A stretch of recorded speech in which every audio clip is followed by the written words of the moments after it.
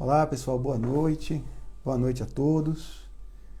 Nós estamos aqui mais uma vez para dar sequência à nossa série de lives IDI Diálogos. O tema de hoje vai ser a PEC 05. PEC 05, ou já vou fixar aqui o tema PEC da Vingança.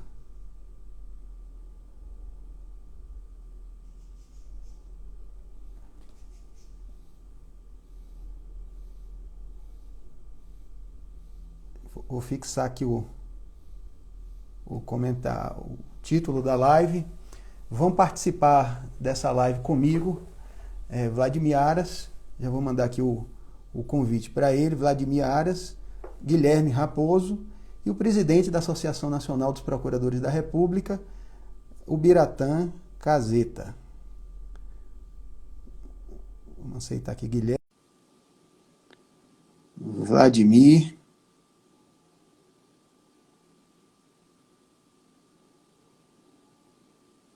Estou tentando aqui incluir. Vladimir já entrou. Boa noite, Vladimir. Boa noite, Guilherme.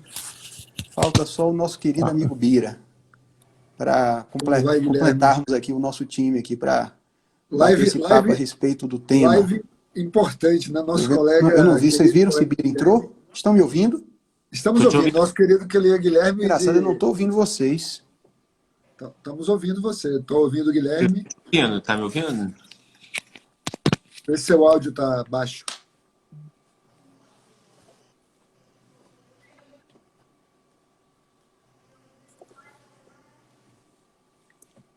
Estamos ouvindo bem você. Vocês estão me ouvindo? Estamos ouvindo. Agora, eu não ouço vocês. Eu vou... Você vou mandar aumente... aqui um convite para Bira.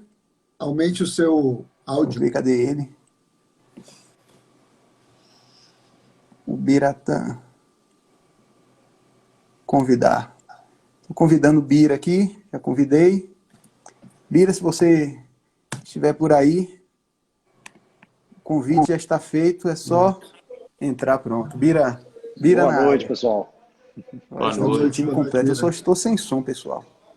Tentar mudar aqui alguma posição. Ah, pronto. Eu consegui o som agora. Conseguiu? Tá ouvindo? Tá me ouvindo, Danilo? Vocês estão me ouvindo bem? Porque eu estava aqui com Ouço o bem. microfone, tirei porque com o microfone ele me tirou o áudio. Bom, gente, como eu estava falando, nós estamos dando sequência aqui na nossa série IDI Diálogos. É curioso que na semana passada nós falamos, Vladimir vai se lembrar, falamos sobre Bira também, não foi, Vladimir? Só que sobre um Bira paleontológico, né? Ali lá do Paleolítico, né? Um dinossauro. E dessa vez nós vamos conversar com um Bira contemporâneo, né? Um Bira atualizado, que inclusive está aqui também, entre outras razões, para nos atualizar a respeito desse tema intrincado, complicado, complexo, cheio de interseções aí entre questões jurídico-constitucionais e, sobretudo, em questões políticas, né? Nós estamos falando da PEC 05, né? Ou como muitos a apelidaram, a PEC da Vingança. Essa PEC, basicamente, tem por finalidade, ela nasceu esse ano, foi proposta por Paulo Teixeira, né, deputado do Partido dos Trabalhadores, com a finalidade de promover mudanças na composição do Conselho Nacional do Ministério Público, no seu funcionamento e em suas atribuições. Para conversar a respeito desse tema, nós convidamos o presidente da Associação Nacional dos Procuradores da República, o Biratã Caseta, que muito gentilmente, né, após uma extenuante semana aí, uma batalha duríssima, conseguiu abrir esse espaço na sua agenda para nos atender e conversar essa uma hora aqui conosco. Vão participar também desse debate, dessa discussão, um papo, uma conversa informal, Vladimir Aras e nosso amigo e colega Guilherme Raposo. Eu queria começar essa conversa, esse bate-papo, pedindo a Bira que nos dê aí uma contextualizada desse tema. dessa PEC 05, o estado da arte e as possibilidades dela vir a ser aprovada ou não. Se for aprovada, quais são os próximos passos, o que é que a gente pode fazer, quais serão as consequências de uma eventual aprovação dessa PEC para o Ministério Público, para a sociedade brasileira. Boa noite, Bira, um prazer tê-lo aqui. A palavra está com você. Bom, boa noite, Danilo, Vladimir, Guilherme. É um prazer estar aqui com vocês, assim, um grupo de amigos tão importante. Pena que seja sobre um tema em que nós estamos tão emparedados nesse momento, né? Assim, um assunto que acho que a sociedade tem que olhar, um assunto que, antes de qualquer coisa, não é corporativista, não é sindical, no sentido pejorativo que essa palavra vem ganhando, mas sim uma questão institucional que traz à sociedade, ou que deve cobrar da sociedade, um olhar para isso. Como o Danilo nos lembrou, a PEC 05 de 2021 é uma proposta do deputado Paulo Teixeira, uma proposta que começou muito mais humilde, né, muito mais simples, singela. Ela trabalhava com a ideia de uma mudança na composição do CNMP, tirando uma vaga do MPDFT, uma vaga trazida pela Câmara, e a possibilidade de que o corregedor fosse qualquer dos conselheiros, inclusive aqueles que não são oriundos do MP. Essa PEC, ela é um problema em si mesmo por conta dessa interferência, né, dessa ideia da Câmara e do Senado alternadamente se miscuírem tão diretamente no CNMP. Mas o texto, que já não era um primor, né, já era um perigo, foi levado para a Comissão de Constituição e Justiça, foi aprovado, abriu-se uma comissão especial. O caminho natural de uma PEC seria que essa comissão especial tivesse pelo menos 40 sessões de debate efetivo, onde os parlamentares pudessem fazer emendas, discussões e a sociedade pudesse participar, mas o que se viu foi uma única audiência pública, em que foram ouvidas 6 pessoas, eu fui um deles, falamos sobre aquilo que estava na mesa, que era a proposta do deputado Paulo Teixeira, e o resto das sessões não ocorreram. A comissão foi efetivamente inutilizada. E quando encerrado o prazo das 40 sessões de uma comissão especial, em que se esperava que a Câmara dos Deputados prorrogasse, ela não foi prorrogada e o tema foi levado direto ao plenário. E aí surge um relatório do deputado Paulo Magalhães, da Bahia, do PSD da Bahia, que trouxe uma série de temas que nunca tinham sido debatidos. Assuntos são rigorosamente assuntos novos diante do que havia sido provocado. Então, um código de ética, uma composição bastante esdrúxula dos conselhos superiores, regras sobre prescrição, assim, um conjunto de regras muito difíceis e o essencial, a mudança na composição do CNMP para ter um número maior de componentes externos ou de indicações externas, incluindo o corregedor. O corregedor passaria, então, nessa proposta do relatório do deputado Paulo Magalhães, a ser um corregedor indicado pela Câmara ou pelo Senado alternadamente. E a composição passa a ser, então, objeto de uma mutação o tempo todo. Hoje nós temos 14 membros, 8 deles ligados ao Ministério Público, 6 externos, sendo 2 indicados pela OAB, um cidadão indicado pela Câmara, um pelo Senado, 2 juízes, um indicado pelo STJ e um pelo Supremo. Essa é a composição do CNMP hoje. Começou-se, então, uma série de movimentos, nós no MPU preocupados em manter a representatividade de todos os ramos, começamos a debater isso, e o relatório passou a ganhar versões novas a cada dia. Nós já estamos na 7ª versão desse relatório. E cada dia com uma mudança, uma alteração, uma mudança de cadeiras. Nós, com a 5ª versão do relatório, as associações passaram a procurar o Congresso, a Câmara, e apontar as nossas insurgências, o que aquilo era ruim. Fizemos notas técnicas, documentos, publicamos nossa posição, tudo de uma forma muito clara. E na noite de ontem, no dia de ontem, um longo espaço de debate na Câmara, chegou-se a uma situação em que a mesa da Câmara disse: olha, vocês podem discutir o que quiserem, menos 2 pontos.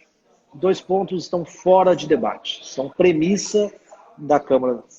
Um deles é o corregedor escolhido por nós, parlamento, e o outro é aumentar aquilo que o presidente Lira tem chamado de participação da sociedade civil na Câmara, que significa, na prática, um aumento de agentes externos no CNMP. O restante vocês podem discutir. Obviamente, nós deixamos claro que isso não era aceitável para nós, que as associações entendem que esses 2 pontos são essenciais, mas, diante de um processo rigoroso, normal, democrático, começamos a apontar os problemas nos diversos itens e alguns líderes chegaram a uma proposta. Olha, se nós aceitarmos as mudanças nesses itens, nesses 6 itens que vocês trazem, isso garante o apoio das associações à PEC. Nossa postura foi clara, objetiva, muito transparente, em uma reunião que constava com vários líderes e o presidente Lira, de que nós não poderíamos oferecer o que não poderíamos entregar. Que poderíamos até reconhecer como obrigação nossa que o texto havia melhorado, mas que continuaríamos contra a PEC por conta desse núcleo que era essencial para nós. Ficamos até 11h30 da noite na Câmara, discutindo com líderes, tentando uma negociação que avançasse. O Conselho Nacional dos Procuradores Gerais também se posicionou contrário. Encerramos a conversa na noite de ontem, dizendo, olha, não há condições de avançar nessa negociação nesses termos.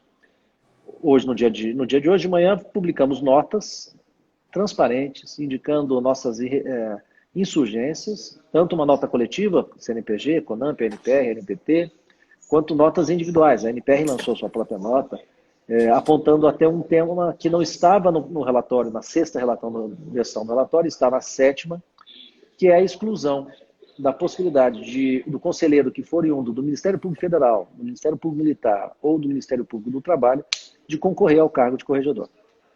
Nesse contexto, nos manifestamos claramente e hoje iniciou-se na Câmara, então, o debate sobre a lei, sobre essa PEC, melhor dizendo.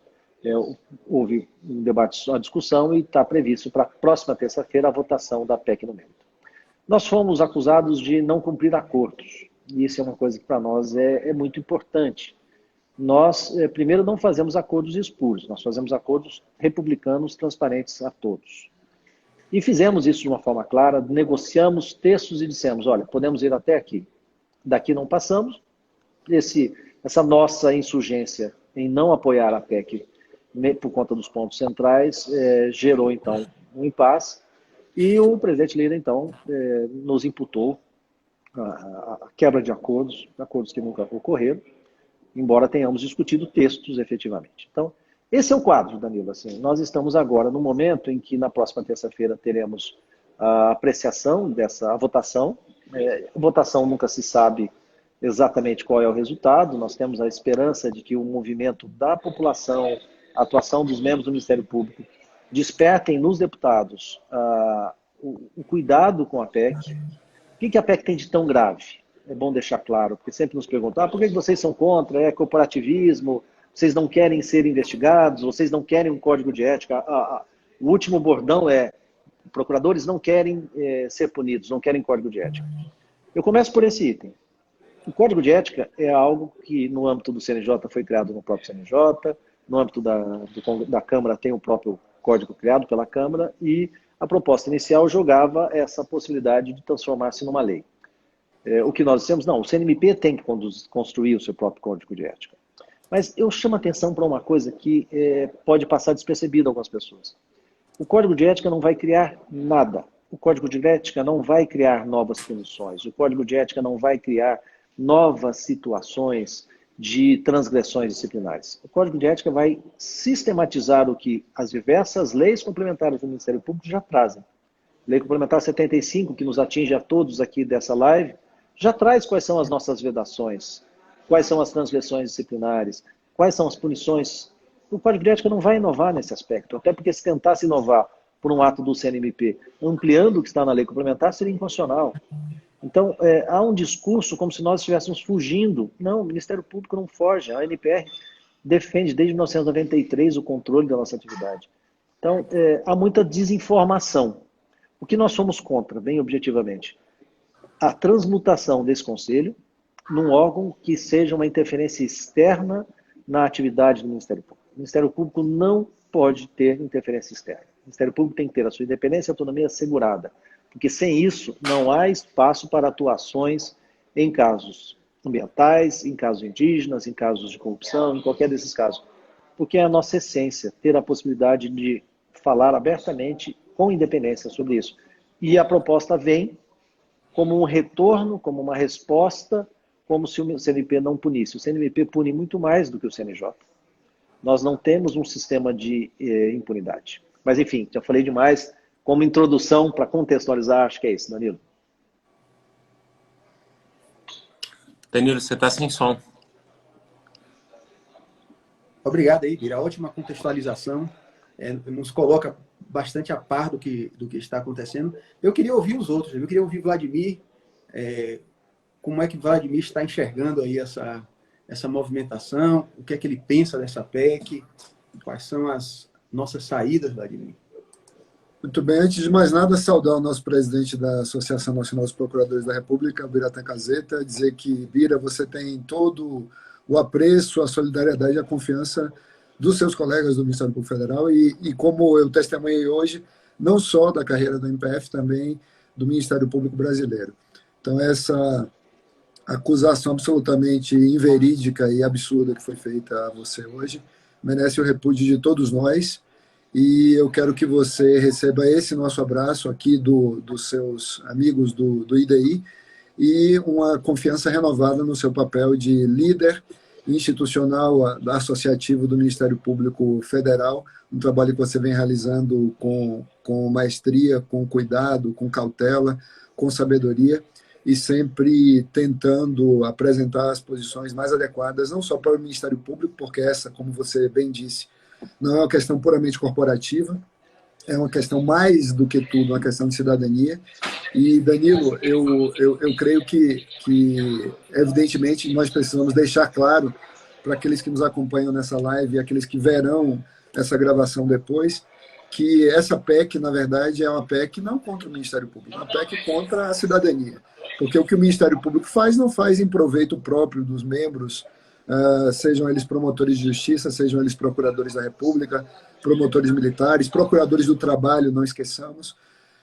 O que essas instituições fazem a partir de uma construção que foi alcançada depois de muito esforço, um longo esforço de pelo menos mais de uma década, seguramente, ao longo dos anos 80, a partir da redemocratização do país, e que alcançou seu auge naquela famosa Carta de Curitiba, ainda em meados dos anos 80, e que foi, no final das contas, concretizada, uma aspiração foi concretizada com o texto de 5 de outubro de 1988, que trouxe uma instituição renovada, que se compunha bem com aquela nova república que surgia ali, mas que agora, infelizmente, parece que estamos vendo o fim desse período de nova república, uma crise em várias instituições, uma crise não só dentro do Ministério Público, mas também em outras instituições republicanas, uma crise que está sendo aproveitada por um motivo ou por outro, e por pretextos aparentemente nobres, né, mas na verdade nada nobres, para tentar conduzir o Ministério Público ao cabresto, né, conduzir o Ministério Público ao controle, uma subjugação que evidentemente resultaria de uma maior influência do mundo político partidário. Nenhum preconceito aqui vai contra deputados, senadores, políticos em geral. Respeito a muitos deles, mas evidentemente nós precisamos reconhecer que, como dizia aquele sábio jurista francês, quando a política ingressa nos salões da justiça, a justiça sai esbaforida ou espavorida, sai assombrada pela janela buscando um lugar mais seguro, porque o lugar da política não é dentro das salas da justiça, nem no salão de estar, na sala de estar do Ministério Público. E um dos principais lugares da nossa atuação, ou do controle da atuação institucional do Ministério Público, é justamente o Conselho Nacional do Ministério Público, que foi uma instituição que foi bem recebida pela categoria, pelos promotores e procuradores em geral, claro, com algumas críticas, sempre houve aqueles que eram contra a criação do CNJ e do CNMP, aliás, alertando para situações como essa que nós vemos agora. mas a maior parte da categoria acreditava que era necessário estabelecer um órgão como esse, que existe em outras jurisdições, e um órgão que traz accountability para uma instituição que exerce tantas atividades importantes para a cidadania, para a integridade pública, para o enfrentamento do crime, para lidar com os direitos dos trabalhadores. Então é disso que se trata, na verdade, quando lidamos com essa PEC. Estabelecer, a pretexto de rejeitar atuações políticas ou supostamente políticas do Ministério Público aqui e ali, de um fulano e de um beltrano, esquecendo que o Ministério Público não é um fulano e um beltrano, são 12 mil, se não estou equivocado, seguramente mais de 10 mil, em torno de 11 mil, 12 mil membros, não é isso, Bira? No Brasil inteiro, que lidam todos os dias com os direitos dos cidadãos. Então, esses promotores, essas promotoras, os procuradores e as procuradoras ficarão intimidados, ficarão acovardados, ficarão de mãos atadas, ensimesmados, preocupados com qualquer passo que deem, porque qualquer passo que deem poderá resultar na perda do cargo, como agora estamos vendo mesmo, neste atual contexto, não no novo CNMP, neste atual contexto, a possibilidade de membros do Ministério Público perderem o cargo, ou ameaçados de enfrentar um processo administrativo que resultaria na perda do cargo, por conta da publicação de um release. Publicação de um release, não é vazamento de informação, como se diz por aí. Um release publicado no site oficial do MPF. Né? Então, se já é assim hoje, imagino o que veremos amanhã, quando promotores e promotoras, procuradores e procuradoras estiverem enfrentando poder político e poder econômico, lidando com as questões indígenas, lidando com as questões de defesa dos idosos, das mulheres, das crianças, dos adolescentes, dos trabalhadores rurais, das pessoas escravizadas, das vítimas da violência urbana, das vítimas da violência como um todo. Nós estaremos, todos nós inclusive, membros do Ministério Público, estaremos à mercê desse tipo de violência, não só violência armada, mas todas as formas de violência serão vicejarão mais no Brasil quando o Ministério Público estiver acovardado, manietado, desencorajado, desestimulado e sob controle de paróquias, de interesses políticos paroquiais que se manifestam em todos os espaços jurídicos do Brasil. Eu, por exemplo, quando eu era promotor, aqui só para concluir minha fala aqui inicial, Danilo e Guilherme, quando eu era promotor de justiça em Tucano, na Bahia, em 1996, 97, eu recebi pedidos de políticos baianos, para não fazer isso, não fazer aquilo. Eu falei, não, eu vou fazer aquilo que a minha independência funcional me assegura. Um desses políticos foi à minha casa me pedir que eu não fizesse isso, não fizesse aquilo. Eu disse, não, a minha manifestação já está dada e é essa, e pronto. Então, isso acontecia no contexto já de 1988.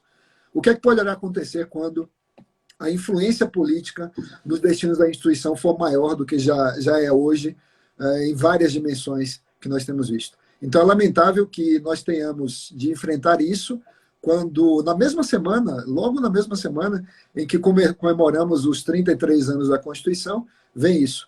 Então, é muito importante que nós todos estejamos unidos. Estamos unidos em torno de Ubiratã Caseta, estamos unidos em torno de Manuel Murrieta, presidente da CONAMP, estamos unidos em torno dos procuradores gerais que, fazendo o seu papel de defesa institucional, já falaram em defesa dessa instituição tão importante para a cidadania, e esperamos que os nossos parceiros, nossos companheiros de jornada na atividade jurisdicional, como os juízes já vêm se manifestando, como os defensores públicos também já vêm se manifestando, outras categorias também venham a se juntar contra a PEC número 5, porque é uma PEC que agora bate a nossa porta, incendeia nossas paredes e nosso telhado, outra hora poderá ser a dos nossos vizinhos. Bom, Eduardo, eu só queria complementar uma informação que você deu aí a respeito do release, que foi objeto de PAD, está sendo objeto de PAD no CNMP com a atual composição. Só para esclarecer que isso daí está acontecendo com os procuradores da República que atuaram na investigação Lava Jato do Rio de Janeiro. Os colegas fizeram uma prestação de contas à sociedade do trabalho que estavam desenvolvendo e, em razão disso, estão hoje correndo o risco de perderem os seus cargos. O atual corregedor, inclusive, já votou favoravelmente à abertura do PAD. O processo foi suspenso em razão do pedido de vista de um dos conselheiros, salvo engano, foi o nosso colega Silvio Amorim, que pediu vista do processo, mas essa espada de Damocles ainda pende sobre a cabeça desses nossos colegas. Eu queria só fazer esse esclarecimento para que as pessoas tenham a exata dimensão do risco que nós, do Ministério Público, corremos, mas que o risco também que a própria sociedade está correndo, como muito bem colocou e destacou aí Vladimir Aras. Eu queria ouvir também um pouco o Guilherme Raposo a respeito desse tema. Bom, primeiramente, saúdo na presença do nosso presidente da nossa associação, nosso colega e amigo, o Biratã Gazeta, e faço, o Bira, das palavras do Vlad, das palavras do Danilo, também as minhas. E enquanto você estava falando, explanando todo o contexto, eu pude observar diversas mensagens que chegaram ao nosso chat, mensagens de apoio, mensagens de reforço na confiança da sua atuação, especialmente diante de uma acusação que a gente, qualquer pessoa de bem reputa grave, do não cumprimento de uma palavra, Tudo que temos de mais valioso no nosso ser, na nossa essência, é a credibilidade, é a nossa palavra, é a confiança que as pessoas têm e depositam naquilo que a gente faz, naquilo que a gente diz, naquilo que a gente representa. Então, é uma acusação grave e você já explicou muito bem todo o contexto e todas as mensagens, enquanto você falava, reforçavam essa confiança e o apoio na sua atuação, no seu papel, como presidente da NPR nesse processo. Então, queria reforçar tudo isso que foi dito. Eu não sei se congelou a imagem do Bira. Bira, você está nos ouvindo? Está congelada a imagem? Congelou um pouquinho, mas ele está ali. Enfim, mas queria reforçar isso, reforçar tudo o que foi dito aqui pelo colega Vladimir, pelo colega Danilo e pelas mensagens que entraram enquanto você falava. Queria reforçar também tudo aquilo que o Vladimir Aras falou, enfim, em relação à importância dessa PEC na atuação funcional de cada membro do Ministério Público brasileiro. A tentativa de interferência política, acho que o Bira caiu aqui a ligação, talvez ele já entre, mas vamos dando sequência aqui, enquanto o nosso colega Bira vai entrar. Eu queria... Oi, entrou aí. Beleza, está de volta. Bira, travou um pouquinho. Ouvi uma boa parte. Eu só tava reforçando. Ninguém derruba Bira, não. Ninguém derruba Bira. Derruba, se a gente levanta de volta. Cara. Cai de pé.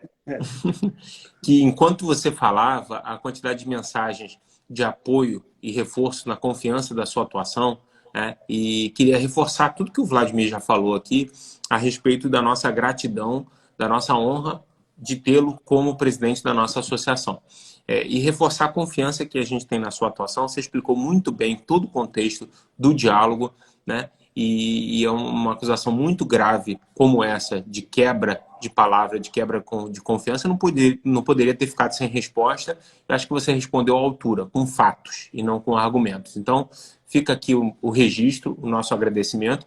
Queria reforçar também algo que foi dito pelo colega Vladimir Aras e pelo Danilo, do que estão sofrendo os colegas do Rio de Janeiro, da Lava Jato do Rio de Janeiro, pela publicação no site oficial de um release, de algo que não estava mais sob sigilo, segundo foi demonstrado pelo advogado que atuou na sustentação oral, algo que é da essência da nossa atividade, a publicidade, e não foi um vazamento para terceiros, uma coisa seletiva, uma coisa obscura, foi uma coisa transparente, dando publicidade, e colegas que fizeram um trabalho e fazem um trabalho brilhante, excepcional, e como todo trabalho, claro, imune a críticas essas que fazem parte do nosso trabalho, de nossa função pública, e são válidas para que a gente possa melhorar. Colegas esses que fizeram um trabalho excepcional estão aí sujeitos à abertura de um procedimento administrativo disciplinar sob a ameaça de uma demissão. Fica aqui também o meu registro a esses colegas que, enfim, eu particularmente sou do Rio de Janeiro, vi com muito orgulho a atuação de colegas, situações que durante anos e anos se suspeitavam que estariam acontecendo no estado do Rio de Janeiro. Colegas conseguiram, com uma investigação séria, sem estardalhaço, de forma técnica, né, diversas condenações que têm sido mantidas e reiteradas nos tribunais superiores. Então fica aqui também o registro em relação a esses colegas, e sem assim, me alongar muito, eu queria tocar em alguns pontos em relação a essa PEC, né, que são muito sensíveis, e queria que aproveitar aqui, né, à medida que eu fosse levantando esses pontos, a gente aqui num bate-bola, numa conversa, mencionasse e enfim, fizesse comentários e considerações sobre eles, né? O primeiro ponto, o colega Vladimir já tocou, e o próprio Biratã também, né, do aumento da composição e de intervenção política, né, no Conselho Nacional do Ministério Público. E esse é um ponto que eu queria salientar e trazer um novo dado, né? Além da figura do corregedor ser escolhido, né, de uma forma política, o que pode gerar, e o exemplo dos colegas do Rio de Janeiro é muito bom para isso, pode gerar uma ameaça para a atuação, para a independência funcional dos colegas. O corregedor, que seria escolhido politicamente por uma casa que é política, também seria o vice-presidente do Conselho Nacional do Ministério Público. E todo mundo que acompanha de perto o Conselho Nacional do Ministério Público, a atuação, sabe da importância que tem o substituto do presidente, né? Por quê? O presidente, na qualidade de Procurador-Geral da República, ele tem diversos outros compromissos. Por vezes, sessões do Conselho Nacional coincidem com sessões do Supremo, né? Com atuações, com viagens funcionais, né? Com sessões do Conselho Superior. Então, isso gera um problema, e ele é substituído por quem o substitui na sua atuação funcional de Procurador-Geral da República, atualmente, que é o Vice-Procurador-Geral da República, né? Que, na ausência do Procurador-Geral, o substitui e exerce as funções de Procurador-Geral em todos os cenários. Ele deixará de ser representado pelo seu vice e passará a ser representado por alguém, por um conselheiro nomeado politicamente. Então, além das funções de corregedor, essa indicação política também vai exercer as funções de presidente na ausência do presidente, né, que é o Procurador-Geral da República, com poder de pauta, com poder, todo o poder inerente à presidência de um conselho tão importante como esse. Guilherme, Então, sem querer lhe atrapalhar, Guilherme, você está você indo nunca muito atrapalha, bem. cara. Pode. E nessa posição, acumulando o papel de corregedor. Acumulando papel de papel de corregedor. corregedor. Ou seja, com poder tremendo, né? De poder de pauta, poder correcional e mais, né? Que um ponto que o nosso colega Biratã também mencionou, enfim, que é de conhecimento de todos e que é um dos pontos mais sensíveis dessa PEC, que é o poder disciplinar e o poder de rever atos funcionais, e o poder disciplinar também, um outro aspecto interessante dessa PEC que eu queria levantar nesse debate, é que há uma alteração da questão da prescrição, prevendo não apenas 8 anos para penas passíveis de demissão, como também o início do prazo prescricional correndo a partir não do fato, mas do conhecimento da autoridade com competência para investigar e punir esse fato. Vejam, a Lei de Improbidade Administrativa e o Código Penal brasileiro, que tratam das condutas mais graves, né, dos ilícitos mais graves, né, que são os ilícitos criminais e os atos de improbidade administrativa, né, a nova Lei de Improbidade previu que o início da contagem do prazo prescricional seria a partir da data do fato. O Código Penal brasileiro, que trata do crime, prevê que o início da contagem do prazo prescricional é da data do fato. Então, a gente vai ter infrações disciplinares ou supostas infrações, porque o colega pode, ao final, ser absolvido, né, com um prazo indefinido e indeterminado da prescrição. Né? Prescrição essa que pode ter até, inclusive, um prazo maior do que crimes graves que são praticados.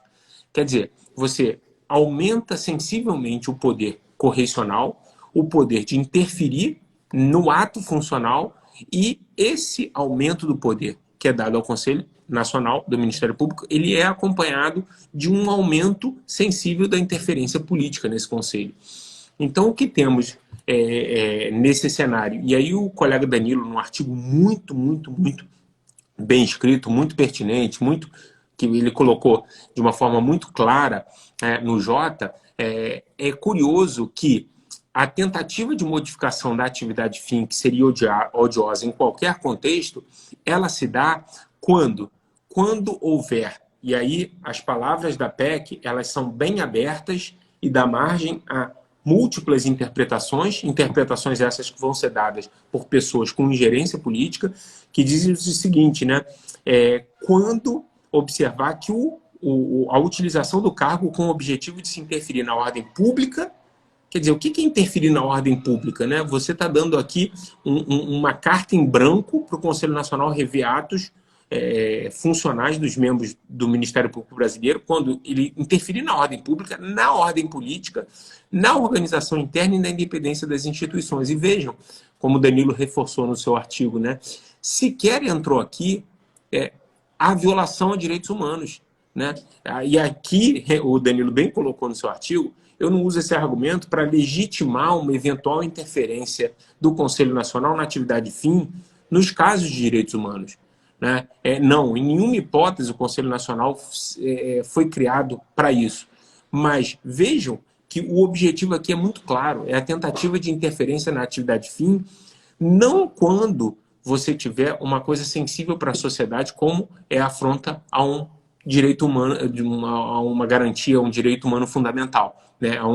Enfim, a um direito previsto lá na Constituição, no artigo 5º. Mas sim quando ele violar a ordem pública ou a ordem política. Quer dizer, o que é isso? Né? Senão uma clara tentativa de intimidação dos membros do Ministério Público em eventuais persecuções penais ou de improbidade administrativa contra autoridades que ocupam cargos políticos sensíveis. Né? Qual membro do Ministério Público vai se sentir à vontade para abrir uma investigação sob pena de poder ser punido com demissão por alguém que foi escolhido pelo Senado ou pela Câmara, né, num ato de investigação contra um agente político do Senado ou da Câmara? Vejam a gravidade disso. E o potencial lesivo que isso tem para a atuação funcional dos membros do MP. Então, eu queria, enfim, acho que eu já falei demais, a gente está aqui com pessoas que têm muito mais autoridade do que eu para falar sobre esse tema. Eu queria ouvir um pouco mais até do Bira, enfim, do Danilo, do Vlad, sobre esses pontos aqui que eu cheguei a levantar. Bira, eu queria que você falasse, eu queria só, assim, eu queria acrescentar mais uma coisa aí ao que o Guilherme falou, que é o seguinte. Dentro dessa linha, né? Eu me lembro que essa PEC, ela nasce no início desse ano.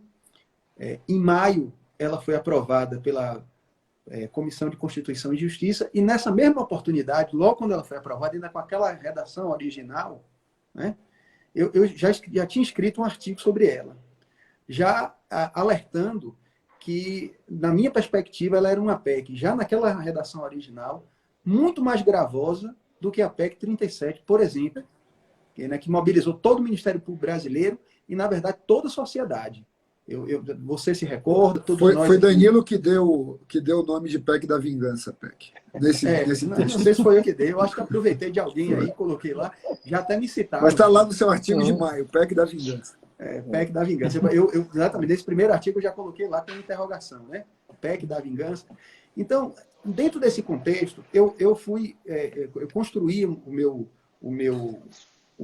argumento nesse artigo mais ou menos na seguinte linha. Eu fui pegando as justificativas para a PEC e fui demonstrando, né, do ponto de vista prático, que elas não subsistiam, que elas não eram sólidas, elas não eram consistentes. Então, Bira, eu queria, além dessas considerações que o Guilherme falou, eu queria que você falasse um pouco sobre esse contexto maior, né? Esse contexto mais amplo, vamos colocar assim, político, histórico, que levou a que a Câmara dos Deputados, nesse cenário em que nós nos encontramos no Brasil, país com a inflação batendo em 10%, desemprego, ontem eu li, nós estamos com, hoje, mais de 20 milhões de pessoas passando fome, né? a quantidade de pedinte nas ruas de todas as capitais. Isso é uma coisa que a gente, que ninguém precisa dizer para a gente, que não precisa de estatística, todos nós testemunhamos esse fato no nosso dia a dia. Isso é uma coisa que subiu de maneira absurda.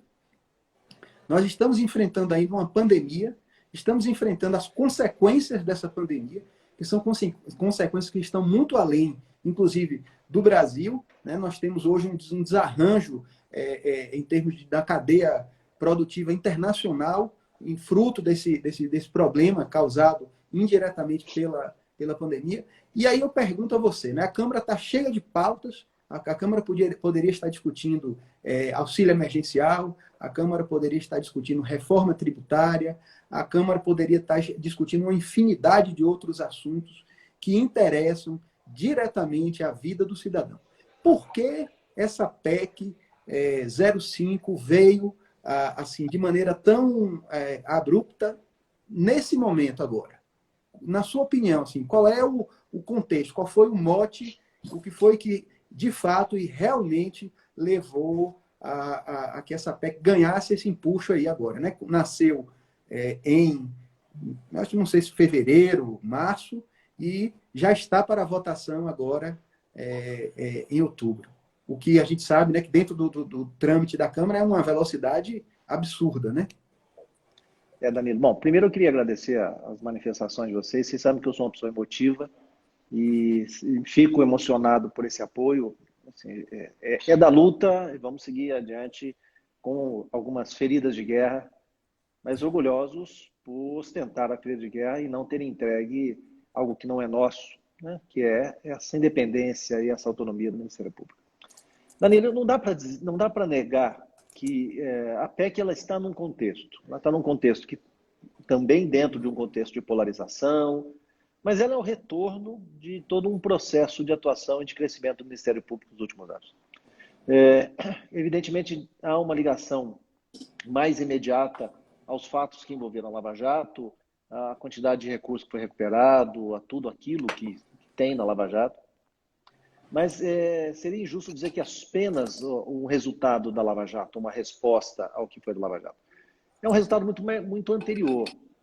O Ministério Público ocupa uma função, e é isso que às vezes as pessoas não percebem, que é uma função, na sua essência, incômoda. Nós somos pagos e treinados e temos essa função, e a sociedade nos cobra isso, para apontar os erros, para propor ações penais, para discutir políticas públicas, para defender questões ligadas a direitos humanos, indígenas e populações tradicionais. E isso incomoda. Isso incomoda especialmente aqueles que não estão acostumados ao incômodo. E veja, eu não faço aqui o discurso fácil da demonização da política. Não, a política é essencial na nossa vida. A política é o que nos faz como sociedade. Não é essa coisa do bandidos versus mocinhos, não é disso. Mas nós temos que reconhecer que, por conta de todo esse contexto, houve um estranhamento crescente na relação Ministério Público e Congresso Nacional. E a gente tem tentado trazer isso para uma racionalidade, discutir, olha, ok, houve erros, como o Guilherme bem disse, nós somos humanos, pode ter havido erro mesmo. Agora, quais são os erros, quais são as soluções? E aí é o problema, quando você pega essa pergunta, o que é que a sociedade ganha com a PEC 05, o quanto nós vamos melhorar com esses novos instrumentos, é que a resposta demonstra, olha, o argumento não leva a essa conclusão. Dizer que o CNMP não pune é mentira. O CNMP pune muito mais que o CNJ, e não é apenas o CNMP que pune, os ministérios públicos punem internamente, o CNMP pega um resíduo dessa atividade. Então, toda essa discussão de que nós somos uma instituição sem controle é uma discussão falsa. Os controles estão aí, nós temos corregedorias, nós temos a população para cobrar, nós temos uma série de controles colocados. E podemos melhorar esses controles, nós não fugimos dos controles. Isso tem que ser dito todas as horas. Nós queremos, sim, que os maus membros do Ministério Público sejam punidos. O que nós não podemos lidar é o contrário. É que um órgão com interferência externa, como o Guilherme bem colocou, possa, daqui a pouco, entrar naquilo que é o âmago da nossa função, que é a atividade fim. O Conselho Nacional do Ministério Público nasceu para fazer controle administrativo financeiro, é a isso que ele se presta. Ele não pode se tornar um órgão que revê atos, que revê atuação finalística. Ele não pode se tornar um ambiente de perseguição. Ele não pode transformar-se num ambiente em que, pela presença externa, nós tenhamos introduzido nele um contexto que não é um contexto de atuação institucional. Então, é muito perigoso. Você tem razão quando aponta que isto tudo está dentro de um contexto. A revisão da lei de improbidade está dentro desse contexto. A lei de abuso de autoridade está dentro desse contexto. E aí pode passar a impressão para algumas pessoas, vocês não querem ser contidos, vocês não querem ser punidos. Não. O que nós estamos querendo é uma regra de jogo clara que proteja a sociedade, que puna, sim, aqueles membros que cometam erros, que cometam excessos. Ok, ninguém foge disso. Mas que isso seja feito dentro de uma racionalidade e dentro de um critério republicano. O que nos falta hoje no Brasil é essa ideia de republicanismo. Nós estamos discutindo as questões pelo lado pessoal. Fulano de tal foi réu numa ação, ficou chateado com o Ministério Público. Não sei quem reclama. Gente, não é assim que funciona, ou não deveria ser. Nós devemos trazer os processos onde eles devem estar. Nós, no Ministério Público, devemos reconhecer, como o Vladimir bem colocou, o papel essencial do Congresso, o papel essencial desse debate, mas nós devemos também reconhecer que o Ministério Público sem independência, sem autonomia, não é nada. Nós não seremos, e veja, nós estamos, esse momento é um momento muito peculiar. Nós acabamos de completar mais um aniversário da Constituição de 88, nós estamos para entrar, isso no Ministério Público Federal, é uma data muito importante, no ano em que se registram 40 anos da morte de Pedro Jorge, um colega que morreu pela falta de apoio institucional. Porque resolveu cumprir o seu papel, lutar contra um caso grave de desvio de recursos públicos, de corrupção em todo um contexto, e foi abandonado pela instituição. E abandonado pela instituição, foi vitimado por aqueles que não querem a atuação do Ministério Público. Estou dizendo que a PEC 05 provocará a morte de promotores? Não, estou dizendo que ou nós olhamos a nossa estrutura, ou nós olhamos a nossa instituição de uma forma em que haja realmente garantias, controles adequados, ou nós vamos caminhar para uma situação em que o Ministério Público ficará tão coagido, tão fechado em si mesmo, com medo de punições, que nós não teremos mais, a não ser o mais fácil, que é punir aqueles que são tradicionalmente os clientes da justiça criminal, que são os pobres, que são os excluídos. Não é isso que nós podemos lutar como sociedade. Como a moça do Kisuko. Okay? Né? Como a moça do Kisuko, não é isso? Como Voltou, Bira. Voltou. Nós somos tão acusados de cuidar desse caso, e precisamos olhar para isso mesmo. Às vezes a gente dá importância a coisas que não são importantes. Mas com esse nível de restrição, com essa atuação cada vez maior, tentando reprimir a atuação do Ministério Público, nós vamos ficar na moça do Kisuko, nós vamos ficar no ladrão de galinha. E o que a sociedade ganha com isso? Nada. Quem ganha com isso é a impunidade. Muito bem dito, Bira. Eu atalhando aqui sua fala, aproveitar para cumprimentar Bleu, que está aí dizendo, elogiando sua sobriedade e competência, que representa o melhor que aspiramos. Tempos difíceis, gente sóbria, fique firme, todo apoio é pouco. Grande Bleu da Lu. Cumprimentar também Roberto Vieira, Carol Rezende Maia, Davis, colega do MP do Distrito Federal, Marco Adão, Fabiano Dalazen, nosso procurador-geral, Tiago Anjos, uma série de colegas, e vejo também advogados aqui, e estudantes que estão prestigiando aqui esse nosso diálogo sobre a PEC número 5. Eu queria aproveitar um gancho, Danilo, se você me permite, do que Bira falou. Acho que se essa PEC for aprovada, nós seremos uma burocracia bem inútil. Né? Uma burocracia bem inútil. Né?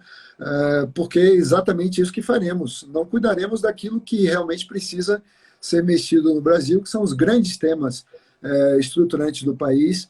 Cuidaremos daquilo que usualmente nós cuidávamos antes de esse novo Ministério Público ser criado. E a criação dele, Bira falou agora no aniversário, e eu lembrei do aniversário de 40 anos, né, que a lei complementar número 40 fará no dia 14 de dezembro. São 40 anos desse modelo novo que surgiria ali ao longo dos anos 80 e que se consolidou a partir daquele grande salto com a Lei de Ação Civil Pública e depois com a Constituição de 88. A gente não constrói tudo de uma vez, né?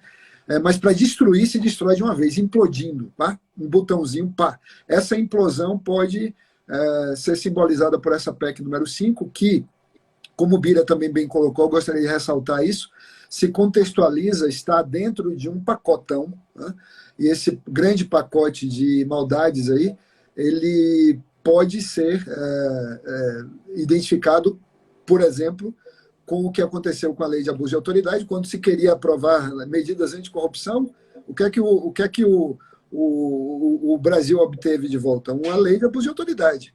Quando se pretendeu, a Comissão Campbell, né, presidida pelo ministro Mauro Campbell, do STJ, produzir uma nova lei de abuso de autoridade muito boa, o que é que o Congresso nos deu? Nos deu uma lei de improbidade muito ruim, piorada, né? Piorada. E Guilherme tocou nesse ponto, o ponto da prescrição. Vão olhar lá a prescrição, todos vocês que nos acompanham aqui, se já não olharam, quais são as regras de prescrição para os corruptos no Brasil, para os agentes públicos corruptos, os ímprobos, os autores de atos de improbidade que geram enriquecimento ilícito, que causam prejuízo ao erário, e depois compare com a regra de prescrição para os atos infracionais nessa PEC voltada para promotores e procuradores. Então, é um rigor excessivo para o Ministério Público e uma certa liberalidade em relação aos corruptos. E não podemos esquecer que os corruptos em geral e os criminosos em geral, quando são condenados por órgãos de segunda instância, eles ficam inelegíveis, né? Ficam inelegíveis por 8 anos. Todos vão lembrar o que é que queriam aprovar no Congresso há pouco tempo, e ainda está por aí. Um projeto em que os membros do Ministério Público que eventualmente quisessem entrar na vida política, sair da instituição e entrar na vida política, deveriam passar por uma quarentena de vários anos. Quantos anos eram? 5 anos? Uma coisa assim. Uma coisa absurda. Então, 5 anos, o Bira está me dizendo aqui. Então, vejam o conjunto de maldades que vão sendo produzidas ao longo do tempo. Para não esquecermos também da própria lei de improbidade administrativa, que, vejam, coloca todo o peso de seu cumprimento nas costas do Ministério Público. Então, agora não tem mais ações, não teremos mais ações de improbidade propostas por procuradores do Estado, por procuradores municipais, nem pela AGU. Somente o Ministério Público tem titularidade. Se um membro do Ministério Público olha isso, bom, isso era o que a gente sempre quis, né? Parece bom, mas na minha opinião é terrível, especialmente porque agora, na sequência, vem a PEC número 5. Então, quem é que vai lutar contra a corrupção no Brasil? Só o Ministério Público, né? No campo da improbidade. Né? No campo da improbidade, só o Ministério Público. Mas como é que esse Ministério Público vai lidar com a corrupção? Né? E lembrando, mais uma vez, isso já foi dito por todos nós aqui, não custa repetir, este tema não diz respeito apenas à corrupção. E muito menos diz respeito apenas à Lava Jato. Então, é sempre esse discurso que se ouve, porque a Lava Jato isso, a Lava Jato aquilo, e o Ministério Público é muito maior do que a Lava Jato. A Lava Jato cometeu erros, como todos nós cometemos erros na vida. Né? Quem é que nunca cometeu erro algum na sua atividade funcional, na sua atividade profissional, qualquer que seja, na sua vida privada?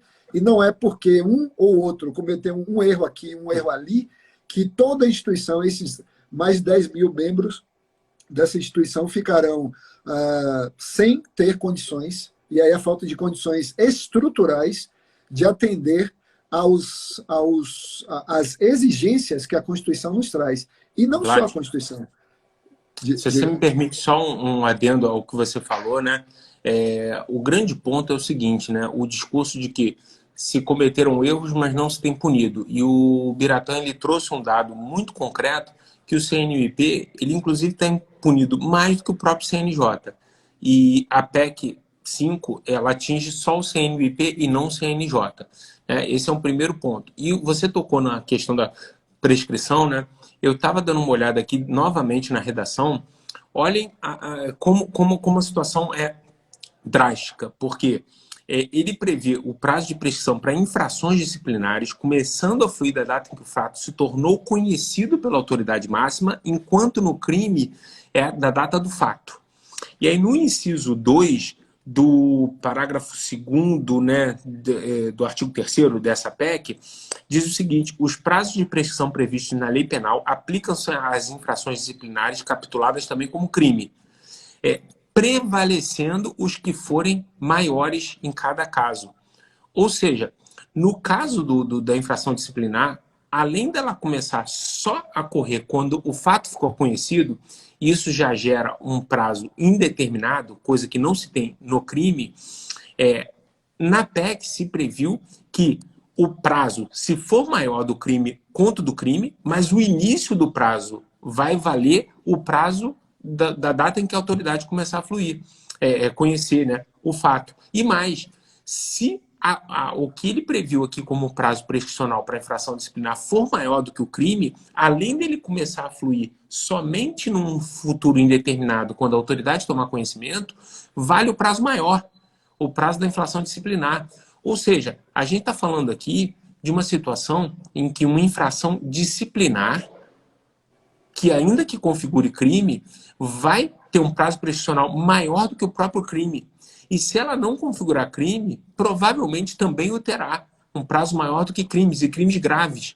Ou seja, eu garanto a punição do membro do Ministério Público, né, num prazo indeterminado, mas o prazo prescricional, que é causa de tantos encerramentos de investigações criminais, de tantas, enfim, extinções de processo, porque não se chega a um bom termo no prazo previsto e é objeto de tantas críticas, né, pelo prazo curto de alguns crimes, né, ao prazo prescricional, não a prescrição em si, que ela é um avanço, ela é algo relevante para gerar segurança jurídica, né, a prescrição do crime não é modificada e a prescrição de infração disciplinar apenas para o Ministério Público, num conselho que tem punido mais do que o Conselho Nacional de Justiça, e aqui não é uma crítica ao Conselho Nacional de Justiça de forma alguma, que tem feito seu papel de forma muito exemplar e brilhante também, né? Mas, enfim, está sendo punido mais, então você altera e aumenta muito o rigor da infração disciplinar aos membros do Ministério Público em um órgão que já tem um histórico de punição elevado comparativamente, né? E aumenta a interferência política, que a gente sabe que pode ser para o bem, mas pode ser para o mal. Né? Então, nada como falar com o penalista, né? O penalista já foi buscar ali a comparação do direito penal com o direito administrativo e provar por A mais B que essa regra é absurda, essa regra prescricional é absurda, totalmente absurda. Desproporcional, né? E para concluir aquele raciocínio, Guilherme, o que eu queria dizer é o seguinte: com essa formatação dessa PEC, nós teremos uma situação na qual nós começaremos, os membros do Ministério Público começarão a se ver diante do descumprimento de missões constitucionais à defesa dos vários direitos que a Constituição de 88 cometeu ao Ministério Público, mas não só isso, também o descumprimento de obrigações, compromissos, deveres internacionais que resultam dos tratados que o Brasil firmou. Basta lembrar, por exemplo, que não faz muito o Brasil foi condenado pela Corte Interamericana de Direitos Humanos em matéria de violência policial, por exemplo, e a Corte Interamericana disse que, prioritariamente, as investigações a respeito de violência policial devem ser feitas pelo Ministério Público. Tá? Então, o Ministério Público vai ter condições de realizar investigações nesse campo. Um caso recente também do ano passado, o caso Covesi contra a Romênia, no qual a Corte Europeia de Direitos Humanos ressaltou a importância da independência do Ministério Público na Romênia, tá? E apontou que a violação da independência do Ministério Público, por tabela, leva também à violação da independência do Judiciário. Isso é muito fácil perceber essa equação. Por quê? Porque uma vez que o Judiciário é inerte, alguém precisa bater a porta dos juízes, para que os juízes decidam assim ou assado. Se na instância penal, na improbidade, que agora é exclusiva do Ministério Público, não haverá membros do Ministério Público independentes e autônomos o suficiente, ou com condições operacionais, institucionais, para provocar o Judiciário, então, perde a chance de decidir, como se exige no inciso 35 do artigo 5º da nossa Constituição, no campo da proteção dos direitos fundamentais, dos direitos em geral, e da garantia do acesso à justiça. Então, tudo isso é bastante preocupante e me faz lembrar, só para concluir esse ponto, me faz lembrar que se hoje a desculpa a Lava Jato, que fez isso, fez aquilo, não foi punida, não sei o quê, não sei o quê, não sei o quê, antes, Danilo vai lembrar disso, quando nós combatíamos a PEC 37, ali também durante os primeiros anos da Lava Jato, nós costumávamos ouvir no Congresso, muitas vezes o quê, Bira? Você também vai lembrar. Nós ouvimos que é preciso fazer alguma coisa contra o Ministério Público, porque nós aqui, os deputados, né, alguns deputados dizendo, nós recebemos muitas queixas dos prefeitos por causa dos promotores e dos procuradores do interior. Sempre haverá algum motivo. Sempre haverá algum motivo. Evidentemente, os maus promotores, os maus procuradores têm de ser punidos, mas punidos diante num regime adequado, isonômico, que não quebre a paridade com o judiciário. E é importante lembrar que há padrões internacionais que recomendam essa manutenção de paridade. Vou citar um para quem quiser pesquisar. O princípio 33 do Conselho de Procuradores Europeus, é um órgão consultivo do Conselho da Europa. Procurem esse documento e vejam o princípio 33, que recomenda que a independência do Ministério Público seja mantida no mais alto estándar possível e sempre em paridade com o Judiciário, por motivos óbvios, e isso realmente é muito preocupante que nós estejamos vendo isso, e esperamos que haja mais gente falando contra a PEC ao longo aí desses próximos dias. Vlad, nós já estamos caminhando aqui já para a nossa reta final aqui, né? Pelo tempo do Instagram, ele é limitado. Então, eu queria só fazer uma consideração, passar a palavra para a Bira, né? Para ele fazer aí as considerações finais dele aí, né? Bom, quando vocês falavam, né, desse cenário que vai se desenhando, né, de um afrouxamento generalizado do sistema de controle, tanto legal quanto institucional, em relação especialmente aos crimes de colarinho branco, aos crimes de corrupção, aos crimes de lavagem de dinheiro, ou seja, a essa macrocriminalidade, vinha me ocorrendo aqui na mente a ideia de que nós estamos caminhando a passos largos para uma distopia, né? Uma distopia naquela linha machadiana, né? Do alienista. Eu estou percebendo que, do jeito, dessa toada em que as coisas estão seguindo, não vai demorar o momento em que nós, do Ministério Público, terminaremos trabalhando numa penitenciária, seremos encarcerados, né? Enquanto que os bandidos estarão livres, os criminosos, os verdadeiros criminosos estarão livres por aí. Porque, veja só, o Brasil, só para ficar em um ponto específico, que foi o que o Guilherme tocou, da prescrição. O Brasil, Vladimir, que é um especialista em direito internacional, vai me desmentir se eu não estiver falando a verdade, é um dos países que tem o sistema de prescrição penal mais benéfico dos que eu conheço do ponto de vista internacional, para crimes, né? Se uma lei se essa PEC passa do jeito que está, nós entraremos no paradoxo de um país que tem um sistema extremamente benéfico, extremamente licencioso em relação à prescrição para crimes. Eu estou falando de latrocínio, eu estou falando de homicídio, eu estou falando de roubo, e prescrições extremamente duras, talvez das mais duras que se conheça no direito comparado, quando nós falarmos de faltas funcionais de promotores e de procuradores da República. Então, esse é o cenário que essa PEC pode nos desenhar. Mas eu queria, Bira, antes de nós encerrarmos a nossa live, passar a palavra para você, para que você, se for possível, nos dê uma palavra de alento, né? Nos diga que há uma luz no fim desse túnel escuro. Danilo, Bira tem que fazer uma saudação para a Janice agora, que ela está aí na nossa live. Não pode deixar de saudar a nossa grande Janice. Janice, Cibele, Carol, mais de uma Carol, né? Nosso Antônio do Passo Cabral, enfim, vários colegas, me perdoem os que eu não citei aqui, mas vários colegas muito queridos. Danilo, eu não sei se é de alento, mas vou começar com uma brincadeira, friso com uma brincadeira, porque os tempos atuais são tão estranhos que brincadeiras podem ser levadas a sério. Mas um colega dizia ontem que a próxima PEC será uma alteração na Constituição naquele inciso que fala da pena de morte, que a pena de morte é proibida no Brasil, exceto em caso de guerra e para membros do Ministério Público. Essa se nós não tomarmos cuidado, pode ser uma próxima PEC. Insisto, uma brincadeira para tentar... Enfim.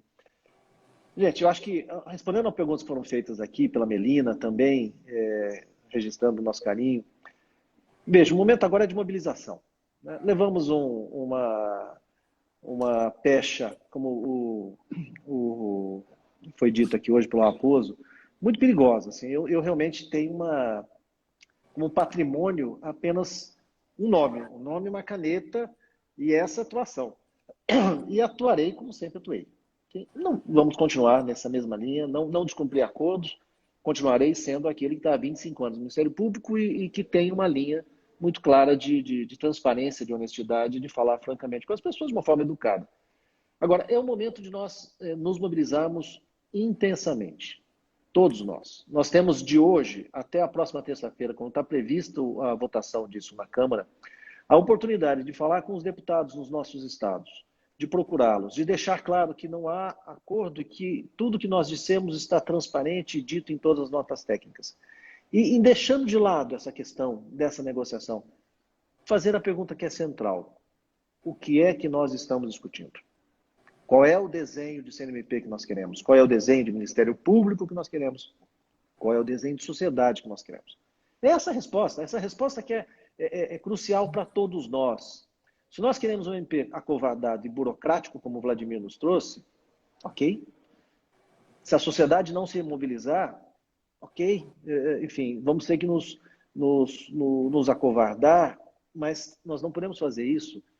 E aí o momento da pandemia também é importante nós destacarmos. De fato, há PECs muito mais antigas que não andaram tanto, muito menos num momento como esse, em que para entrar no Congresso Nacional, para entrar na Câmara, nós precisamos de autorização. Cada gabinete tem direito a 2, no máximo 5 pessoas podem autorizar. Não há presença popular na Câmara. As bancadas estão espalhadas pelo Brasil. Se elas estão espalhadas pelo Brasil, vamos fazer ver, como fizemos ontem em vários estados, do que nós estamos falando. E isso não é uma luta do Ministério Público, apenas. Isso é uma luta da sociedade. Então, objetivamente, quais são os próximos passos? Uma mobilização efetiva nas redes sociais e no corpo a corpo com os deputados, com as bancadas nos estados, para que nós saiamos dessa coisa. Vamos desfazer as incorreções. Outro dia, o Paulo Teixeira, num debate comigo no Globo News, falou: mas é que vocês, na Lava Jato, mataram as empresas, ao invés de dosar. Então, podemos discutir isso facilmente, vamos discutir a aplicação da lei anticorrupção, vamos discutir a aplicação de sistemas, mas isso não é correicional. Ponto. Isso não é correicional, isso se discute em juízo, isso se discute aperfeiçoando os modelos de atuação. Nada disso é correicional, então nós estamos pegando um falso motivo para prender a atuação do Ministério Público. Então, qual é a minha palavra final? Amigos, colegas, sociedade civil de um modo geral, vamos nos mobilizar. Mobilizar nas redes sociais? Ótimo. Entrar em contato com os deputados? Ótimo. Falar com todos. Nós temos notas, nós temos documentos, nós temos argumentos. Nós não estamos aqui falando meramente por prazer ou porque nós somos um grupo de privilegiados que reclama de tudo. Não, nós estamos falando com argumentos concretos. O CNMP não pune? Está aqui. Compare com o CNJ. Quais são os números? Isso aqui não funciona? Vamos, me traga. Porque é essa mobilização que eu peço. Uma mobilização de cada um de nós, cidadã, como foi na PEC 37. Sem a ajuda daquele movimento todo das ruas, mas com a ajuda da sociedade. A sociedade é dona do seu destino. Nós somos instrumentos disso. E nós vamos continuar a lutar. Na terça-feira, se isso vier a ser aprovado, continuaremos a lutar no Senado e continuaremos a lutar no Supremo, se houver alguma promulgação da PEC, para que este tema nós podemos perder. Eu posso cair, como caí aqui por conexão, mas nós vamos cair de pé e com respeito às outras instituições, mas dizendo o que precisa ser dito. E Danilo, Vlad, Guilherme, agradeço muito essa participação a todos os colegas que assistiram, para que a gente possa divulgar esse tema. Como disse a Cibele, a nossa nota técnica está à disposição. Vamos viralizar. Os argumentos estão ali, nós não estamos inventando a roda. Nós estamos trazendo a decisão do Supremo na ADIM, que declarou constitucional o CNJ, dizendo que é necessário uma maioria qualificada de membros. Ponto. Que os outros tragam argumentos também, mas não fiquemos nessa coisa do discurso e dos rótulos. Porque os discursos e rótulos não nos engrandecem como sociedade. Obrigado, pessoal. Bira, obrigado a você. Você sabe que conta com o nosso apoio incondicional, como os colegas já expressaram aí. Temos absoluta confiança no seu tirocínio. E eu vou lhe dizer, você enfrenta hoje talvez o momento mais desafiante do Ministério Público. Eu não vou falar de 88 para cá. Eu vou dizer, provavelmente, da Lei Complementar 40, lá do começo dos anos 80 para cá. Eu acho que de lá para cá nós nunca passamos por um momento tão desafiante quanto esse. Eu reconheço as virtudes e os méritos dos colegas que estiveram na Constituição de 88, que brigaram pela Constituição do Ministério Público, mas ali nós só tínhamos a ganhar, muito pouco a perder. Hoje, a nossa briga, a nossa batalha é uma batalha por sobrevivência institucional. Então, Bira, muito obrigado. Agradeço a Vladimir aí, a Guilherme, a participação. Agradeço a participação de todos os que estiveram aqui no nosso site e desejo uma boa noite a todo mundo. Dá boa noite também a todos e vamos lutar contra esse retrocesso, né? Esse retrocesso institucional. Obrigado, Danilo. Obrigado, Raposo aí, todos que acompanharam essa live. Eu que agradeço aí. Obrigado, pessoal. Um abraço, Raposo. Sigamos vigilantes. Obrigado a Bira também por tudo.